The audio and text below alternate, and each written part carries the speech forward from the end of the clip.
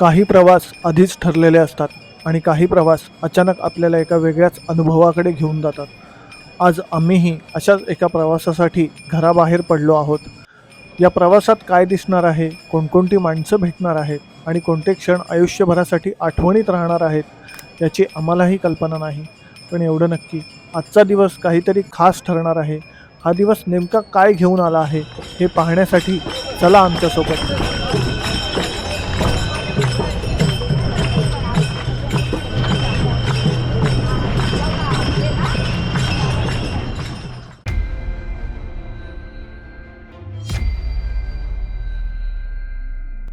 नमस्कार मंडळी, सुप्रभात, रामकृष्ण हरी. आता सकाळचे वाजले आहेत 7 आणि आम्ही आता घरातून निघतोय. आजचा व्लॉग जो आहे तो थोडा वेगळा असणार आहे, कारण आज आपण महाराष्ट्रातली एक अशा परंपरेचा अनुभव घेणार आहोत ज्याबद्दल खूप ऐकलं आहे आणि लोकांचे अनुभवही ऐकले. आज आपण त्याचा प्रत्यक्ष अनुभव घ्यायला जाऊया. तुम्हाला थोड्याच वेळात सांगतो आम्ही आता कुठे चाललो.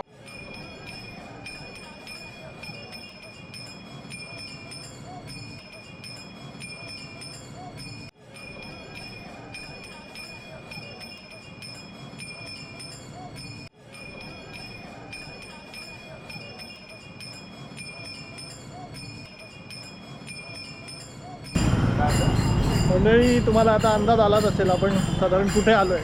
महाराष्ट्राला लाभलेली शेकडो वर्षाची सांस्कृतिक आणि भक्तिमय अशी ही परंपरा, अशी पंढरपूरची वारी, त्यातला एक टप्पा पुणे ते सासवड आज आपण करणार आहोत. आणि आता आपल्याबरोबर साधारण एवढी मंडळी आहेत. तर आता हा जो टप्पा आहे तो आपण आता हळूहळू पायी चालत जाणार आहे. तर कसा मार्ग आहे, काय आहे, हे तुम्हाला पुढे ब्लॉगमध्ये मी दाखवतो. वारी म्हणजे फक्त चालणं नाही, वारी म्हणजे सामूहिक भक्तीचा अनुभव. कोणाच्या हातात टाळ, कुठे नामाच्या गजरात फुगडी रंगलेली दिसते, तर कोणाच्या ओठांवर अखंड नामस्मरण. प्रत्येकजण आपल्या पद्धतीने माऊलींच्या सेवेत रमलेला दिसतो. या वाटेवर चालताना एक गोष्ट सतत जाणवत होती. प्रत्येकाची चाल वेगळी होती, प्रत्येकाची कहाणी वेगळी होती, पण ध्यास मात्र एक होता, विठ्ठल भेटीचा. कोणाच्या डोक्यावर तुळस, कोणाच्या हातात पताका, आणि या सगळ्यांमधून अनुभवायला मिळत होती वारी नावाची एक जिवंत परंपरा.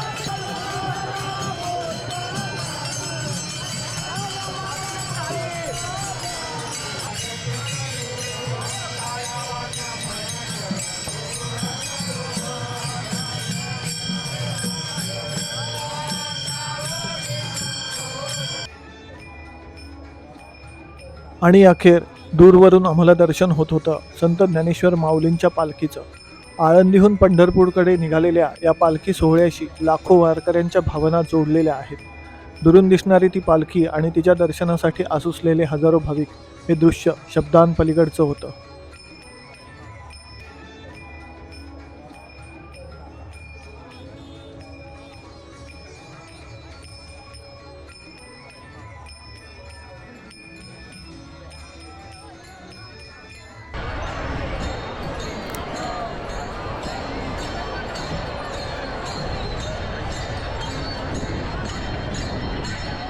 आणि काही वेळातच दूरवरून संत तुकाराम महाराजांच्या पालखीचे दर्शन झाले. पुढे पालखी आणि तिच्या मागे अखंड वाहणारा वारकऱ्यांचा महासागर. हे दृश्य पाहताना एक गोष्ट प्रकर्षाने जाणवत होती. शेकडो वर्षे उलटली, पिढ्या बदलल्या, पण तुकोबारायांनी दाखवलेली भक्तीची वाट आजही लाखो वारकरी तितक्याच श्रद्धेने चालत आहेत.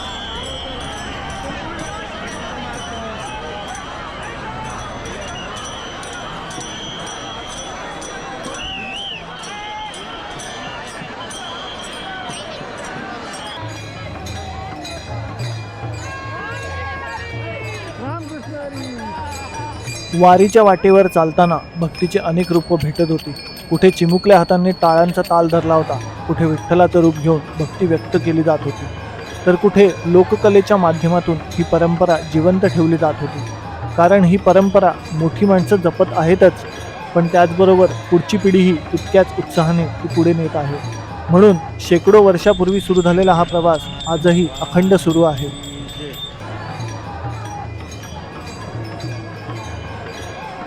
मंडळी, इथे आपल्याला एक आता मेडिकल कॅम्प दिसतोय. आपण जरा त्यांच्याकडनं माहिती घेऊया कॅम्प कशाबद्दल आहे आणि ते काय काय सेवा देतात त्याची. ग्रुप गुड मॉर्निंग ग्रुप आहेत आमचे. नेते ग्रुपचे लीडर आहेत ते आमचे आदरणीय जाधव साहेब आहेत आणि आम्ही दरवर्षी वारकऱ्यांसाठी आमच्या ग्रुपच्या माध्यमातून काही नाही ते खाण्याचे पदार्थ देत असतो. तर यावेळेस आम्ही असं ठरवलं होतं की काहीतरी आपला वेगळा उपक्रम करायचा. त्याच्यानंतर आम्ही असं काही डॉक्टर आणि आमचं असं संयुक्त विद्यमानाने आम्ही वारकऱ्यांसाठी एक वैद्यकीय सेवा शिबिर म्हणून आम्ही या पद्धतीनं त्यांना मोफत औषध गोळ्या असतील, काही त्यांना BP चेक करायचं असेल किंवा अशा पद्धतीचे आम्ही वैद्यकीय उपक्रम राबवण्याचे यावेळेस आम्ही चांगला प्रयत्न केला आणि त्याच्यातून आम्हाला खूप मोठ्या प्रमाणात समाधान मिळालं. खूप मस्त दादा. हे डॉक्टर्स आहेत का? हे डॉक्टर्स आहेत. नमस्कार ताई. हां, तुमचं नाव सांगा. मी डॉक्टर स्नेहल कुंभार आहे आणि आम्ही इथे लोकांसाठी सेवा म्हणून आयुर्वेदिक आणि मॉडर्न दोन्ही डोळ्यांचं मेडिसिनचं कॅम्प घातलं आहे मॉर्निंग ग्रुपतर्फे. आणि आम्ही MBP म्हणजे आमचं आश्रम आहे दादाशीजींचं, तिथून आमचं एकत्र कुठे आश्रम आहे तुमचं? कर्जतला आहे. कर्जतला. तर तिथून आणि आम्ही हे सगळे दादा आम्ही एकत्र येऊन लोकांसाठी सेवा देतो. आणि आता कुठल्या प्रकारच्या गोळ्या आहेत काय सांगू शकाल? आयुर्वेदिक जास्त मेडिसिन आपण इथे ठेवलोय जे लोक आहेत ते. आणि जास्तीत जास्त लोकांना चालून दुखणं वगैरे असतं तर आपण मसाज पण इथे घेऊन इथे दादा आहेत ते आपले मसाज आणि त्यांना वगैरे आपण लावतो. ॲज वेल एज खूपच ताप फीवर वगैरे असेल त्यावरती आपण लोकांना आयुर्वेदिक आपण म्हणजे बेसिक नीड जे आपल्याला असतात बेसिक नीडची त्या आपण इकडनं पुरवतो सगळ्यांना. खूप धन्यवाद ताई. खूप सुंदर दादा. नोंदही आपल्याला इथे काही वारकरी भेटले जे वारीला चालले, त्यांच्याकडनं आपण जरा माहिती घेऊया. वर्षापासून या वारीला येतो. वारी म्हणजे एकदम आनंदाची वारी असते की त्याच्याकडे दुसरं काय नाही. आणि वारीत आल्यानंतर इतका आनंद होतो की बाकीचं काय म्हणजे काय त्याचं विचार म्हणजे आनंद सांगण्याचं सारखं देहभान विसरतात. देहभान विसरले जातं. त्याच्यामुळे ते काय म्हणजे त्याचा आनंद वेगळाच असतो.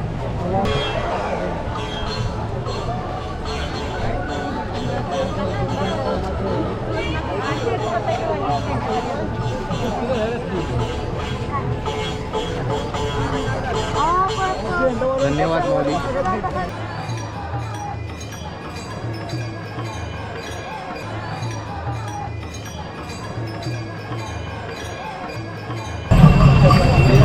म्हणजे आपल्या पाठीमागे बघाल तुम्ही संत गोरोबा काकांचा रथ आपल्याला दिसतोय, पालखी. माझ्या मागे बघत असाल पिण्याच्या पाण्याची सुविधा आहे.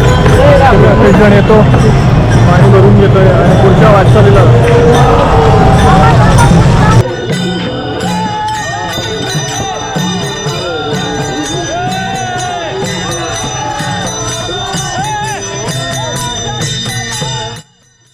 पाय चालत असतात पंढरीच्या दिशेने आणि मन नाचत असतं विठ्ठलाच्या नामात.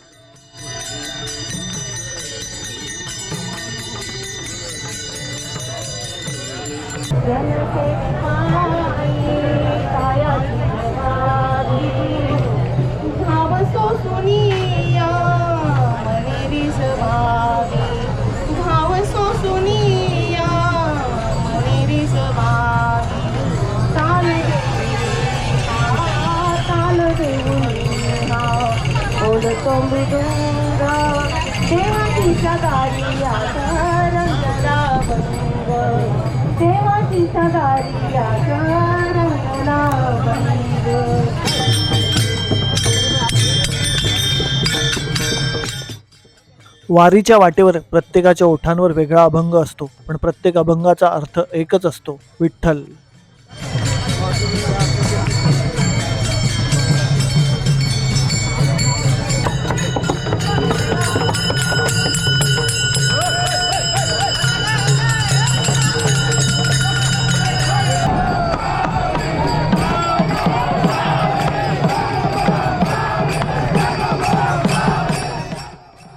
नामाच्या गजरात, टाळ मृदुंगाच्या तालात आणि अशा निरागस आनंदात वारीची खरी ओळख दिसते.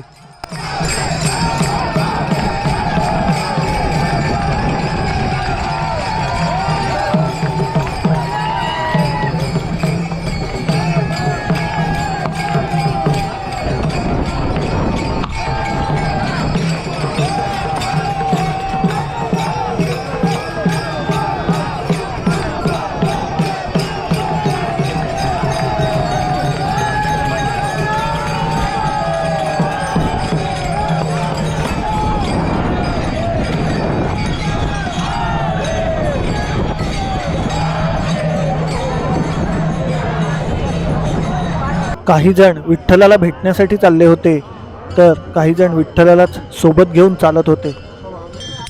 आणि त्यानंतर अनुभवायला मिळाला एक असा क्षण ज्याची कुणीही अपेक्षा केली नव्हती. आकाशात सूर्याभोवती तेजस्वी इंद्रवज्र निर्माण झालं होतं. अनेक वारकऱ्यांच्या मते जणू सूर्यदेवानेच माऊलींच्या पालखीवर रिंगण धरलं होतं. तो क्षण कॅमेऱ्यात कैद झाला, पण त्याची अनुभूती मात्र शब्दांच्या पलीकडची होती. माऊलींचे अश्व, हिरा आणि मोती हे वारीतील विशेष आकर्षण मानले जातात. त्यामुळे त्यांना पाहण्यासाठी आणि त्यांचे दर्शन घेण्यासाठी वारकरी मोठी गर्दी करताना दिसतात. म्हणजे पुढे जो अश्व आहे त्याचं नाव आहे मोती आणि हा पाठीमागे जो होता त्याचं नाव आहे हिरा. हे अश्व जेव्हा वारीचं रिंगण होतं तेव्हा ते रिंगणात जे फिरतात तेच हे अश्व असतात. कधीपासून येता तुम्ही वारीला? मी 7 वर्ष झाले मोठी. कसा अनुभव आहे तुमचा? अनुभव माऊली विस्मरणीय सोहळा आहे. हे सोहळा जगामध्ये कुठंच पाहायला भेटणार नाही. कुठून येता? आणि नांदेड नांदेडवर माऊलींच्या पालखीला. माऊलीच्या पालखीसोबत दिंडी number 48 Ranganath Maharaj Parbhanikar. Okay, thank you. धन्यवाद माऊली. बघा मंडळी, बघा ह्या माऊली आहेत, या नांदेडपासून आले आहेत आणि चप्पल न घालता आलेले आहेत. धन्यवाद सगळ्यांना. Bye bye.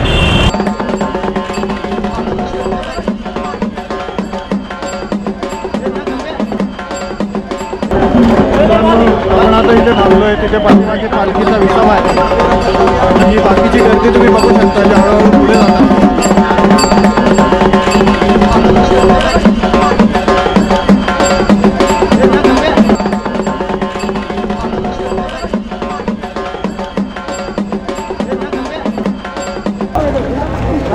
आम्ही आता दिवे घाटात पोचतोय, पण वारकऱ्यांची गर्दी बघा, उत्साह बघा वारकऱ्यांचा.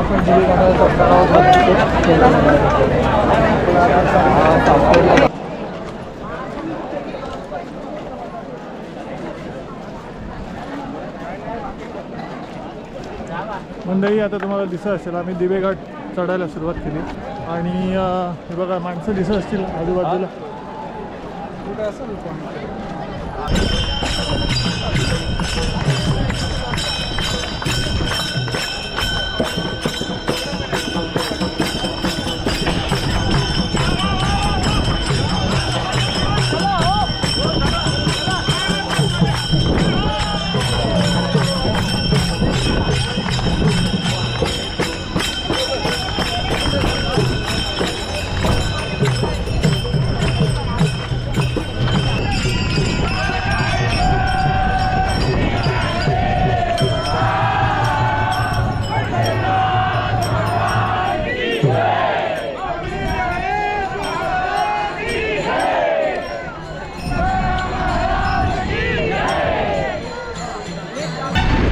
आपल्याला आता जो व्हिडिओमध्ये दिसत आहे तो आहे माऊलींच्या पालखीचा पारंपरिक व मानाचा नगारखाना.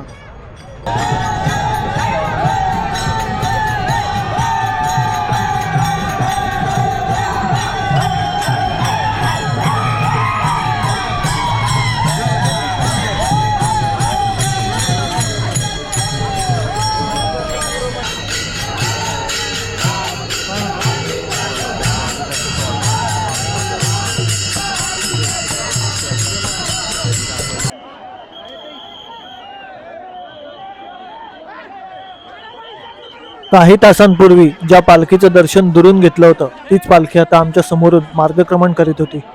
टाळ मृदुंगाचा नाद, ज्ञानोबा माऊलीचा जयघोष आणि माऊलींच्या दर्शनासाठी आतुर झालेला जनसमुदाय. त्या क्षणी आम्ही फक्त पाहत नव्हतो, तर हा सोहळा मनापासून अनुभवत होतो.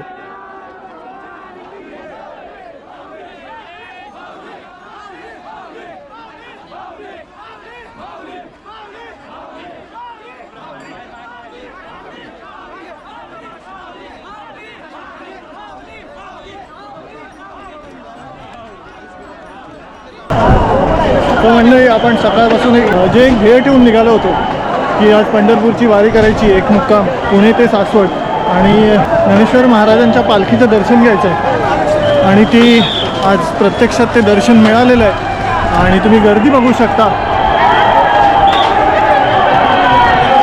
पालखीसाठी 7 बैलजोड्या लावलेल्या आहेत, म्हणजे एकूण 14 बैल आहेत आणि सगळे मिळून पालखी ओढतायत. तर असा हा आजचा दिवस खूप असा सुंदर एक वेगळा अनुभव देणारा जो नेहमी लोकांकडनं ऐकलेला होता जो आज प्रत्यक्षात अनुभवायला मिळाला.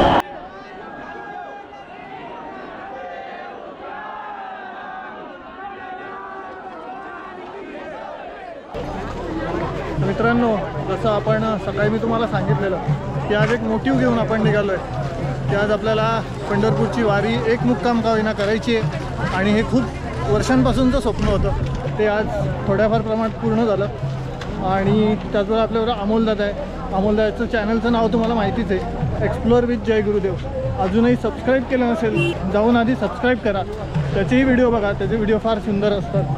तर आदित्यचे ते पहिले सबस्क्राईब करा. मी सगळ्यांना सांगेन, आदित्य सुंदर स्क्रिप्ट लिहितो, माझ्यापेक्षा सुंदर स्क्रिप्ट आदित्य लिहितो, कारण त्याचा शब्दकोश जो मराठी शब्दसंग्रह आहे अतिशय सुंदर आहे. त्यामुळे सगळ्यांना सांगेन, नुसता व्हिडिओ बघू नका, सबस्क्राईबचं खालचं बटन दाबा आणि बेल आयकनला क्लिक करून नोटिफिकेशन ऑन करा, म्हणजे त्याचे नवीन व्हिडिओ तुम्हाला पहिले मिळतील. आणि जर जमलं तर एक्सप्लोर विथ जय गुरुदेवसुद्धा बघा. तर अशा प्रकारे मी अमोलदादा आणि आयुष आम्ही तिघांचं फार सुंदर असं दर्शन झालेलं आहे माऊलींच्या पादुकांचं. हा आयुष आहे. हा आयुष. तर आमच्या तिघांचं फार सुंदर असं दर्शन झालेलं आहे माऊलींच्या पादुकांचं. तर ही वारी एक अनुभवण्यासारखी असते. शतकानुशतक अनेक वारकरी इथे येतात. आम्ही तर एकच दिवस आलो आहे. तुम्ही एकदा कधीतरी जरूर या वारीत कुठे भेदभाव नसतो, कोणी श्रीमंत नाही गरीब नाही, सगळे सारखेच. तर अशा या वारीत तुम्ही एकदा जरूर या.